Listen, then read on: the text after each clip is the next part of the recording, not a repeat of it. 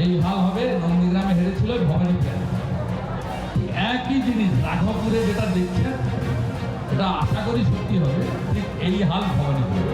ये तो घोषित तो बिहार की जीत हमारी है, अब बंगाल का बारी है, ये तो घोषित हो।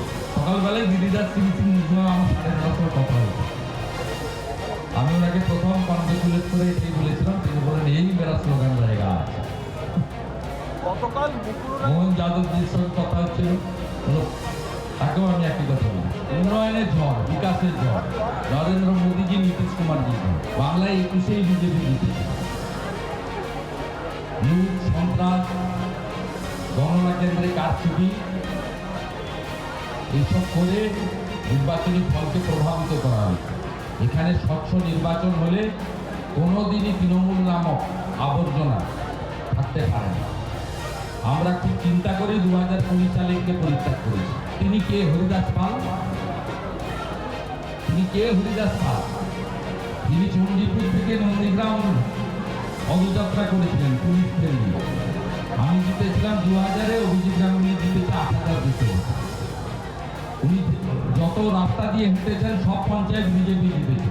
Phulbari BJP, Khodabari 2 BJP, Haripur BJP, Shekutia BJP, Nandigram BJP. এনার রাস্তাতে যে কটা গ্রাম পঞ্চায়েত ছিল সব বিজেপি।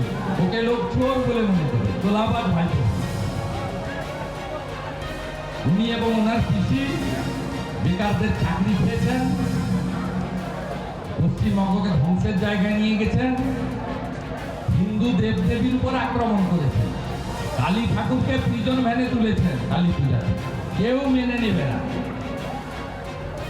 আর মুসলমানরাও জেনে গেছে যে আমরা মমতার কাছে তেজপাতা, তাই হয়তো আমাদের দিকে আসছে না। কদিন আগে নওশাদ সিদ্দিকী এসেছিল নন্দীগ্রামে, তৃণমূলের জোড়া মন্ত্রীর সভাতে 250 জন লোক, নওশাদ সিদ্দিকীর সভাতে 2000 লোক।